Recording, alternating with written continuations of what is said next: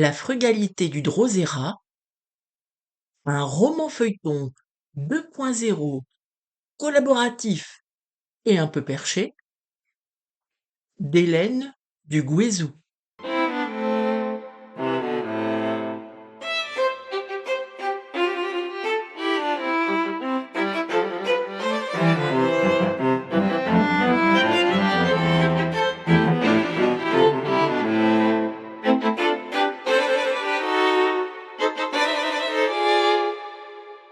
Épisode 13. Tous fixent quand même avec une sombre appréhension le petit carré noir en haut de l'écran, chat échaudé craignant l'eau froide. C'est plus son instinct de limier exemplaire que son affect qui est touché par la disparition de ses confrères auteurs ces derniers jours. Pardi, on ne peut pas traquer les tueurs en série les plus détraqués du monde toute sa vie professionnelle sans en garder quelques habitus et manies.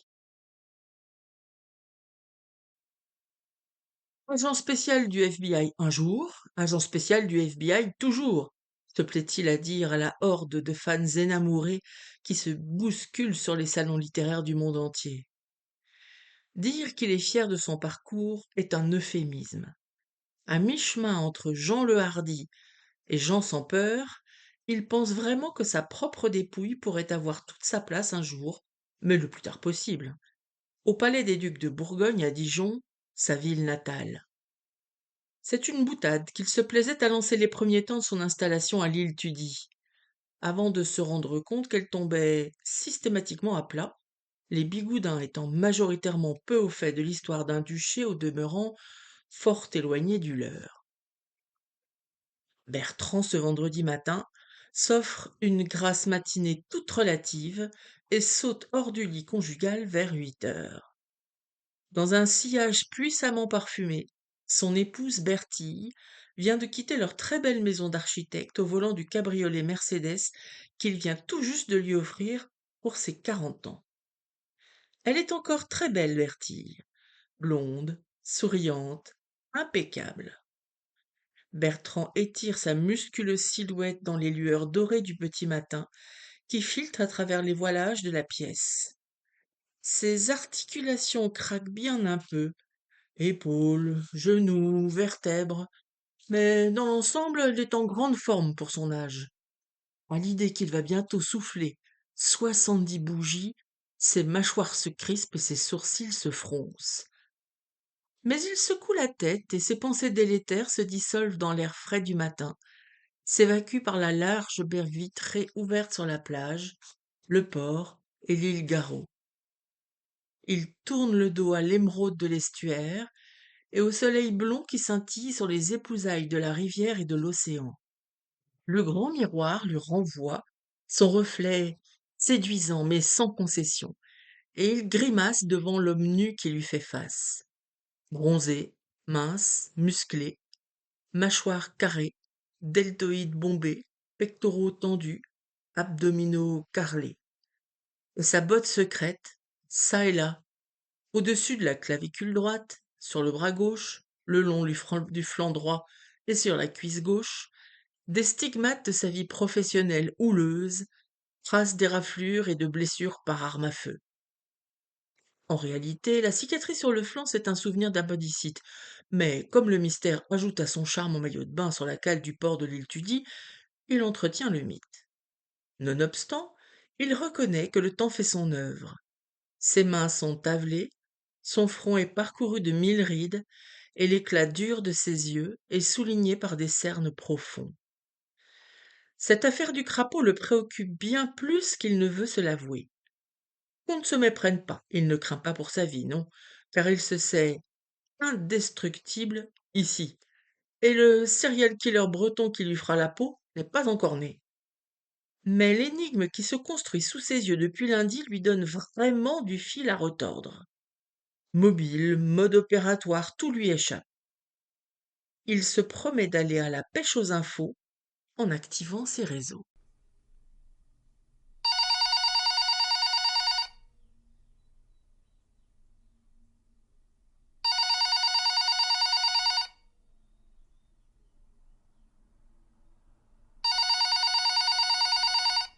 Le patron de la BAC de Quimper lui en doit une.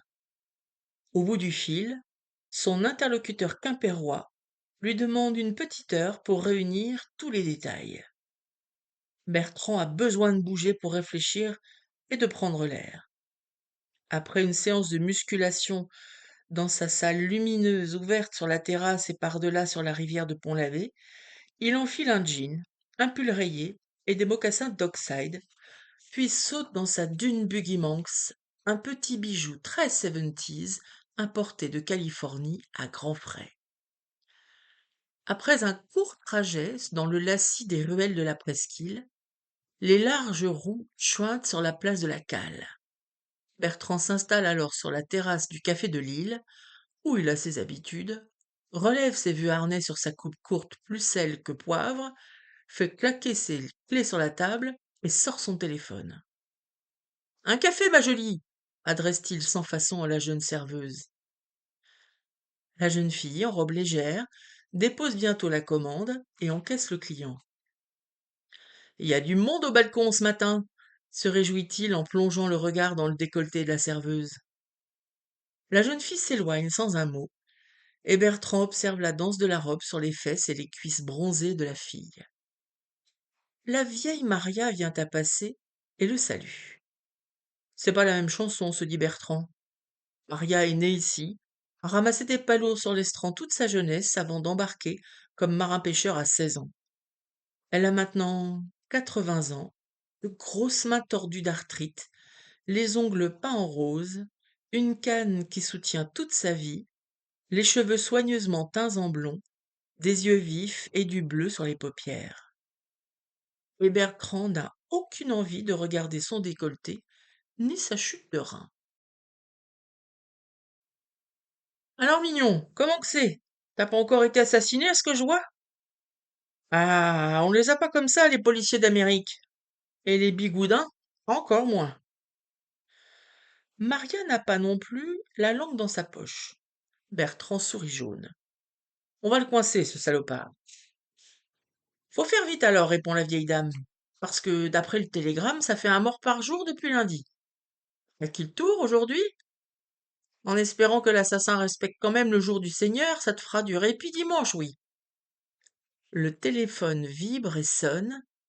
Maria lève les yeux au ciel, puis sa canne pour le saluer, et poursuit son chemin routinier sur la cale.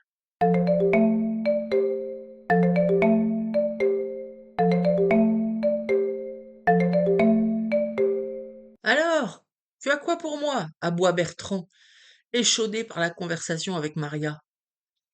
Pas grand-chose, répond son interlocuteur quimpérois, du moins de nouveau. Les enquêteurs de la brigade de Plorin-les-Morlaix sont officiellement en charge de l'affaire de 4 homicides. Ça ne se présente pas très bien. Pas d'ADN, pas de suspect, pas de mobile. Les gendarmes sont dans le flou total. Qui pilote l'enquête? Alors, au début, c'était un jeune OPJ, Kevin Pichon. Mais avec 4 meurtres, on ne joue plus dans la même cour et le bébé a été refilé à un général, Olivier Kerbedi, avec des moyens conséquents. Mais comment ça, 4 homicides? Il y a eu des autopsies et la scientifique a mis en évidence des choses que Pichon n'avait pas vues de prime abord. Mais quoi? Accouche, bordel! T'énerve pas, je relis mes notes, voilà. Pour le premier meurtre, celui de la bonne femme. Il y a eu un empoisonnement par intoxication à l'acide acétylsalicylique, dans une bouteille d'eau retrouvée dans la poubelle du parking, et pleine d'empreintes. Celle de la victime. Rien d'autre. De l'aspirine? S'étonne Bertrand. Oui, oui, elle était allergique. Fallait le savoir. Et donc, œdème de coinque, foudroyant. Ok. Il y avait une de ces satanées tasses sur place, mais pas de poème. Alors, oui et non. C'est-à-dire? Il y avait bien une tasse sur le toit de la voiture de la victime, aucune empreinte, et pas de poème sur place. Mais l'OPJ Pichon en a trouvé une dans la boîte mail de la victime. Impossible de remonter l'origine du courriel. Ok, et le deuxième homicide? Alors celui-là, c'est assez malin. Le gazier s'est noyé, mais son bateau a été saboté. J'ai pas trop compris comment. Attends, j'ai du mal à me relire. Mais vas-y, s'impatiente Bertrand. Il y a pas le feu. Alors, Alors, je cite, le presse-étoupe a été desserré. Qu'est-ce que c'est que ça? Ce serait un genre de bague. Attends, je cite encore. À la sortie de l'étambot par lequel sort l'arbre d'hélice. Oh, c'est sous la ligne de flottaison, dans la cale, quoi. Bref, la bague, elle a été desserrée, du coup, l'eau s'est infiltrée en quelques heures, et le bateau a coulé. Il y avait un petit coup de vent, des grosses vagues, le gars est tombé à l'eau, ses bottes se sont remplies, il a coulé, il s'est noyé, échu. Et là, une tasse et un poème, reprend Bertrand. Oui, oui. Et la tasse sur le toit de la voiture de la victime, pas d'empreinte sur la tasse, pas d'ADN. Ok, je vois. Et dans ce cas, reprend l'interlocuteur quimpérois, le poème a été écrit par un des membres du collectif, un certain Jean Eudes que tu connais. Il dit qu'il a été inspiré par un poème griffonné sur un papier qu'il a trouvé le matin coincé entre un essuie-glace et son pare-brise et qu'il a ensuite jeté. Les gendarmes l'ont pas retrouvé. Ben voyons, comme c'est pratique. Et la troisième victime, poussée sur la cale du Dourtuf, j'étais là, hein. Donc une tasse et un poème. Oui, c'est ça. Le poème sur un post-it, trouvé par une des bonnes femmes du crapaud sur le port, les empreintes du témoin sur le post-it, bien sûr, mais pas d'autres empreintes, pas d'ADN. Et le quatrième meurtre, un pseudo-accident de la circulation? Oui, d'après ma source, tout porte à croire qu'on lui a délibérément foncé dessus. Délit fuite, pas de témoin, et là encore, une tasse sur place, et un poème envoyé du téléphone de la victime. L'envoi était programmé. L'accident a eu lieu vers 7h30. Le texto est parti vers midi. Bertrand reprend la parole. Bref, mis à part des tasses et des poèmes, on n'a rien. On peut dire ça. Je t'envoie par texto le numéro du portable du général Kerbidi. Il a brillamment résolu une affaire tordue dans les monts d'Arrée il y a quelques années. Du coup, il a pris du galon. Bon, je te laisse. Fais gaffe à toi. Si j'ai d'autres choses, je te rappelle.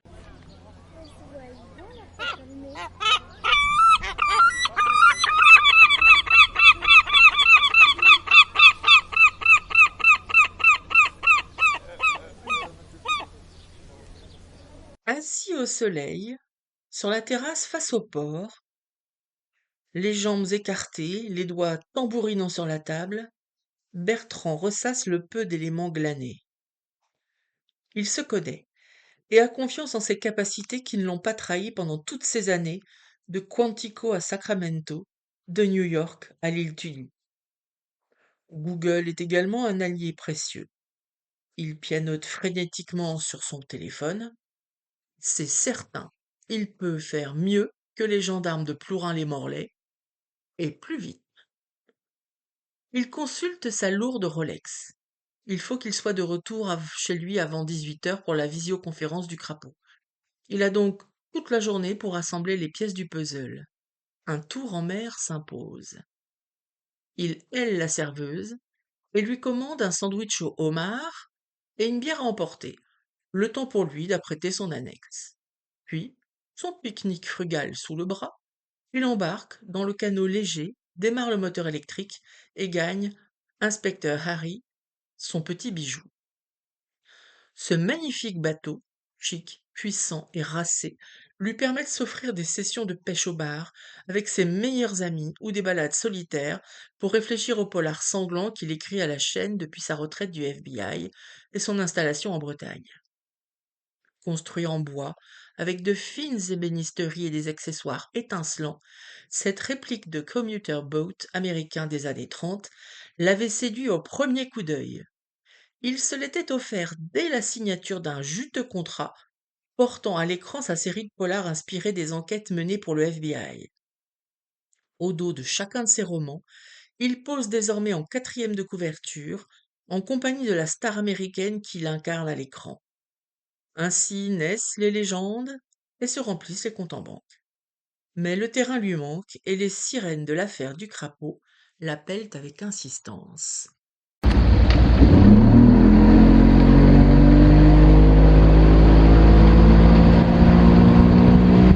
Bertrand sort du port très doucement, plus pour éviter d'abîmer sa coque que par respect des usagers et des riverains.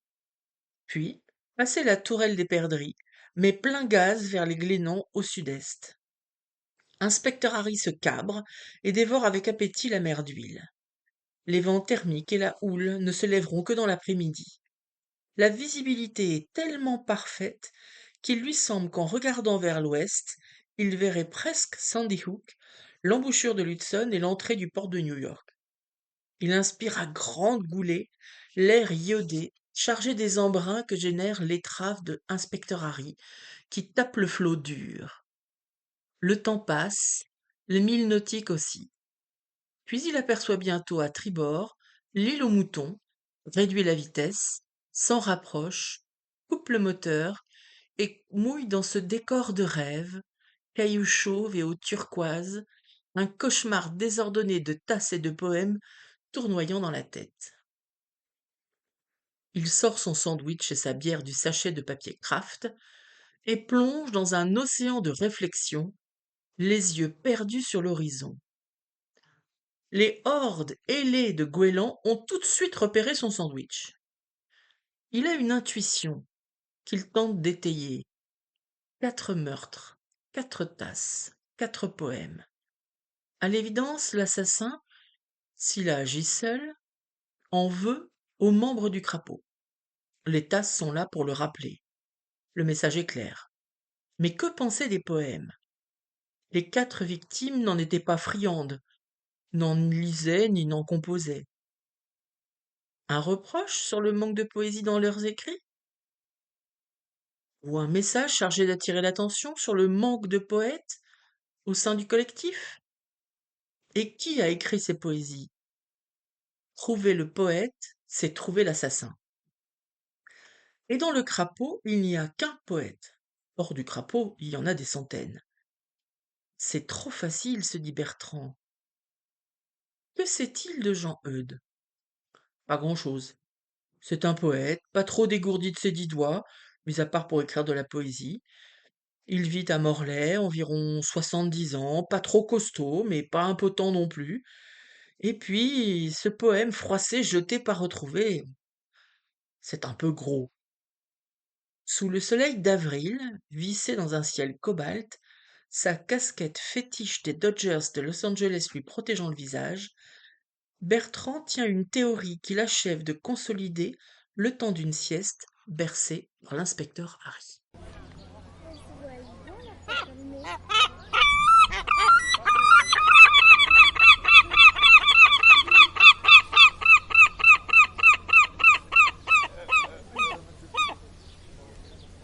De retour chez lui, après une bonne douche, un verre de bourbon à portée de main, il se connecte à la visioconférence du crapaud. Il est 18 heures, et Bertie est rentré. Bertrand piaffe devant son iPad. Les connexions erratiques des uns n'étant pas aidées par les connaissances exécrables en informatique des autres, la réunion ne démarre pas avant 18h30, le temps de connecter toutes les caméras et tous les micros. Enfin, Margot, qui a techniquement généré la réunion, prend la parole.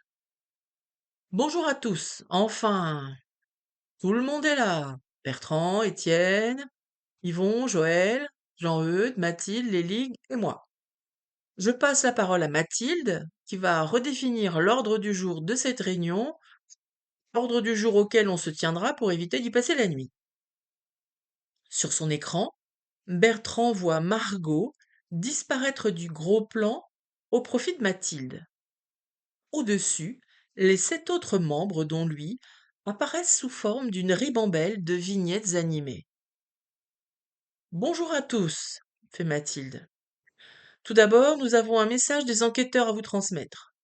Les gendarmes mettent des bouchées doubles, mais ils ne prévoient pas de protection particulière pour nous, donc ne sortez de chez vous sous aucun prétexte, en tout cas pas seul. Brouhaha au niveau des différents écrans. Joël prend la parole. Je suis terré chez moi depuis mercredi. Je n'en sortirai pas avant que le coupable soit sous les verrous. Panique pas, mon Jojo, tente de le rassurer Bertrand. On est des anciens de la grande maison Poulaga, Yvon et toi et moi. j'ai des connaissances ici qui vont faire le nécessaire. Enfin, je n'en dirai pas plus, mais j'ai passé des coups de fil aux bonnes personnes. Donc, tout ira bien. Dans sa petite vignette, Joël, qu'on voit dans son bureau près d'une fenêtre close, soupire d'inquiétude. Mathilde reprend la parole. Voici les points qu'il faudrait aborder ce soir. Tout d'abord, statutairement, il faudrait élire un nouveau président ou présidente. Guillaume, nous ayons quitté hier soir. Enfin, quitté, je veux dire, bien sûr, qu'il a été assassiné, comme vous le savez. De plus, il faut prendre une décision en ce qui concerne le salon de Plougonvelin. Pour terminer, nous devons adopter un communiqué de presse au nom du crapaud. Les médias se font pressants. Bertrand et Étienne interviennent immédiatement. Je veux bien prendre la présidence, dit l'un. Maintenons le salon de Plougonvelin, dit l'autre. Il y a du flottement dans les vignettes animées. Est-ce que quelqu'un d'autre se porte candidat? Silence dans les vignettes. Bon, ne perdons pas de temps, enchaîne Mathilde d'un ton neutre. Votons. Fort d'un résultat digne d'une élection en Corée du Nord, en Chine ou en Russie, Bertrand devient président du crapaud. Il prend donc la main sur la réunion et apparaît désormais en gros plan sur son iPad. Il est fier. Les petites vignettes animées l'applaudissent poliment. En ce qui concerne le salon de Plougonvelin, dit Bertrand face à son écran, que décidons-nous? Je ne crois pas que nous risquions quoi que ce soit d'une part, et d'autre part, tout cela nous fait, il faut le reconnaître, une formidable publicité. Mais je mets cette décision aux voix. Dans les petites vignettes et les intérieurs hétéroclites des uns et des autres, des mains se lèvent, d'autres non. 4 voix pour, 4 voix contre. La voix du président l'emporte donc selon nos statuts. Le salon de Plougonvelin est maintenu. Qui pour se charger du communiqué? Les filles? Même avec une qualité d'image très médiocre, Bertrand voit s'empourprer Mathilde et Margot. Je m'en charge, dit Lélique d'une voix blanche, et j'indique tes coordonnées pour que les journalistes puissent te joindre. Bien sûr, ronronne Bertrand. Donc, on se retrouve à Plougonvelin dans 2 jours, c'est-à-dire dimanche matin dès 9 heures. Le temps de placer les tables, d'accueillir le libraire et de prendre un café. C'est qui le libraire déjà? Demande Joël, sortant une cigarette de son paquet et l'affichant au coin des lèvres. C'est une libraire. L'ivresse des mots, répond Mathilde. Ah, elle est très bien, intervient Lélique. Et toutes les commandes faites auprès de nos éditeurs sont arrivées. Mais, intervient Joël, s'apprêtant à allumer sa cigarette, je me demandais aussi, qui se charge d'amener le café et qui se charge de la paix? La connexion est interrompue. La vignette de Joël est désormais noire. Un silence se fait. Attendons qu'il se reconnecte, tente Bertrand. Je l'appelle sur son portable, lui répond Yvon. Tous fixent quand même avec une sombre appréhension le petit carré noir en haut de l'écran, chat échaudé craignant l'eau froide.